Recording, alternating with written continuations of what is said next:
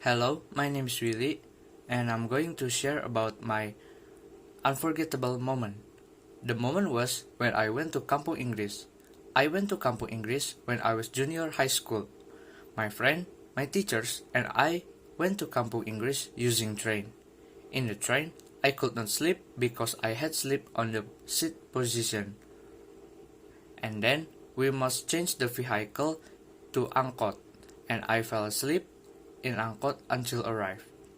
When we arrived, we ate and started to study all day long until night. But the first night at Kampung Inggris, I had to sleep outside with one of my friends because my friend and I insulted someone. And the next day, one of my friends broke a faucet and it was delaying a schedule because everyone could not take a bath.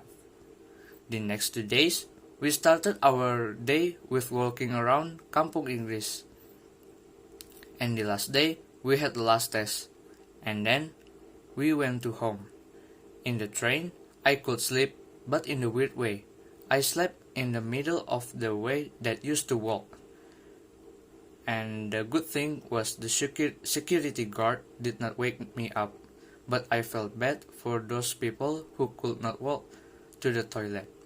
And then I arrived home in the evening. So that's my unforgettable moment. Thank you.